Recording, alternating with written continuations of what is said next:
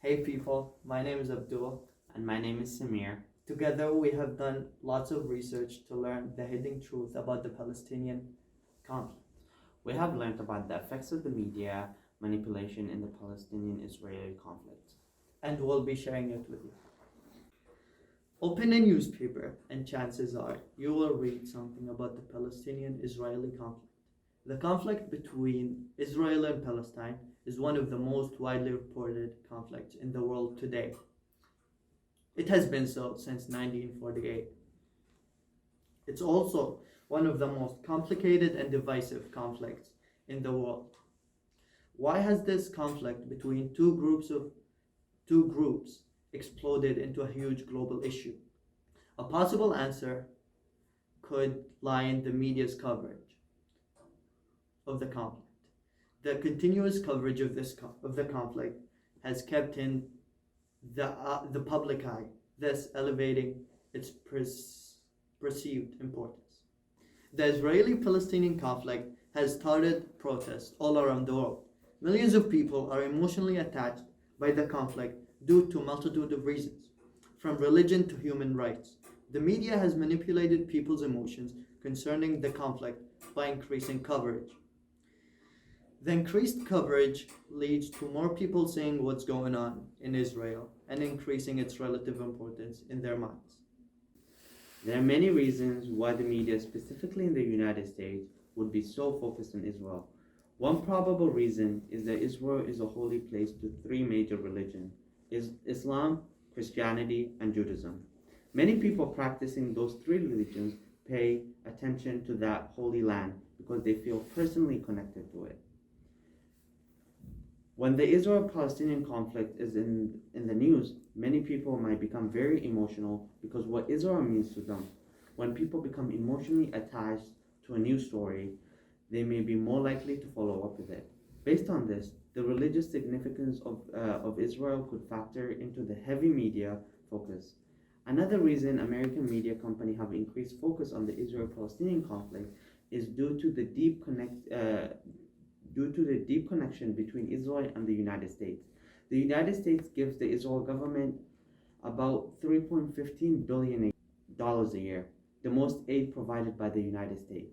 The media knows the conflict and violence brings more views and audience, which means more money.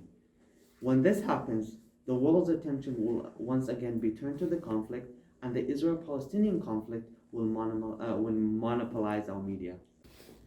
When someone would Google something here in North America, the results would be greatly impacted by the region. He or she will get results that are relevant to them, which could lead to misunderstanding of the conflict or view results that are biased. These results will change depending on the region and the person's search history, which is known as cookies. Here's also a fun fact for you. Google and many other companies that make maps have never showed Palestine on the map, instead replacing it with Israel, and this action shows how the media in the West tries to deny the very existence of Palestine in order to cover the violence and the illegal actions of Israel. There is this study called 50 Years of Occupation, published by 416 Labs, a research and a data analytics firm based in Canada. The firm analyzed 100,000 news headlines about the conflict in the American press over the past 5 decades and found the Israel point of view was featured much more than the Palestinian ones. And that reference to Palestinians' experience of being refugees or living under occupations have steadily been declined. The USA media is more objective to the Israel side and releases incorrect information. In 1947, the UN passed a Resolution 181 partitioning Palestine into separate Jews and Arab states. Palestine rejected the solution because they hated Israel. That's how the media in the USA covers the start of the conflict. Well, that's wrong. On May 14, 1948, the Jewish community only had 7% of the land and acquired the rest by force, and unfortunately leaving 700,000 Arabs cleansed from their homes. They destroyed their village and took them off the map. The media does not display that. An example of that is a New York Times article in May 2011 written by Ethan Bronner talked about the origin of the conflict, characterizing the war as solely as a consequence, the refugees solely as a consequence of war cited by the Arab state. One reader asked Bronner why he left out the fact that 250,000 Arabs have been cleansed from their homes. And by the time the Arab state intervened, they were all gone. He replied, space was limited in a short story, and he wasn't trying to recite the full story. This just shows that the media knows about these historical facts, they just choose not to share them. The mainstream media reporting on other historical events have the same pattern. In 1967, Israel-Arab war is that the Arab is declaring war on the Israeli army at the borders. Israel was going to get wiped off the map, so they acted in self-defense by launching an attack on Egypt. This is also wrong once again. Reality is an entirely other matter.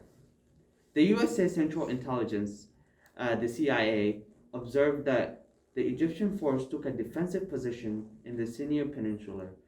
The CIA also correctly predicted that the war would be started by the Israeli side. Michael B. Oren, in his 6 days of war, assessed that there was no threat from Egypt to Israel. And now, let's talk about violence. The media started reporting that Israel is taking precautions to avoid casualties with civilians. They have warnings before they launch an airstrike. Israel warns civilians to flee to shelter before they bomb several UN schools and shelters. The warnings are so short, this is how they went.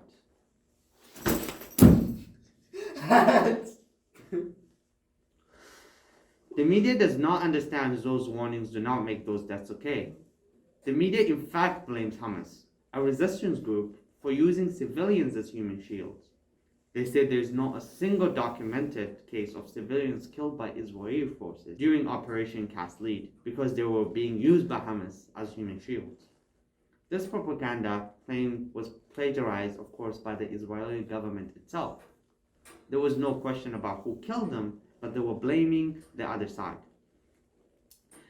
The New York Times ran an obscure headline, "Missiles at Beachside Gaza Cafe Find Patrons Poisoned for World Cup," later amending the headline in the face of widespread disgust expressed on social media. Palestinians are presented as those who initiate trouble, and the Israelis are then presented as responding. Between October and December 2001, for example on BBC One and ITV News, Israelis were said to be responding to what have been done to them about 6 times as often as the Palestinians. This pattern of reporting clearly influenced how some viewers understand the conflict. You always think of the Palestinians as being aggressive because of the stories you hear on the news. People think Israelis are only fighting back as an act of self-defense. There are much more violent and war crimes that Israeli has committed against the Palestinians that we found but aren't able to express in this video due to the length of the video. While we talked a lot about media here in North America, now let's talk about media there in Palestine. So how does the media display this conflict? Well, you're about to find out. Life for Palestinians in Gaza and occupied Palestine is very hard. They are being denied simple human rights. Lots of them are being killed every day on the hands of the Israeli soldiers. Lots of them have lost their homes because of the huge demolishing of the Palestinian homes by the Israeli soldiers and the government to create Israeli settlements. Media in there displays the daily life of the Palestinians and what's really happening, while media in here, in North America, mostly only display the political side of things instead of displaying the whole picture. We have also found out about a Syrian show that displayed the life of Palestinians. The show displays a good picture of how the Palestinian villagers tried defending their land from being taken away and given to the Israeli settlements by the British at that time. They tried defending their land by making a small armed group with a very limited resources and stood against the occupation. This show represents the Palestinians living under the occupation. Media in North America have represented these people as terrorists instead of land defenders. After the defeat of the Palestinians defending their land, the land have been stolen and given to the Jews, and the Palestinians got forced to leave their village after lots of them got killed. They have moved to a refugee camp site. This show displays a decent picture of how life for Palestinians is like and how they lost their homes and had to move to refugee camps because of the occupation. So in conclusion, educating people about this conflict matters because it's important for you and me to understand what's happening in the world we live in. It's also important to share people's voices, the ones unheard and the media doesn't cover, not only in Palestine, everywhere else. You see, media like news channels only broadcast what will bring them views and audience. That's how they make money. So please watch out from where you're getting from your information from, and please watch and hear from reliable sources that bring the whole truth, not only one side of what's happening. So anyway, I hope you have learned something new today, just like I have while making this video. Thank you all so much for watching and have a great one. Peace. Force, and unfortunately leaving 700,000 Arabs from their home, destroyed their village off the map. The media does not display that. And now, let's talk about violence.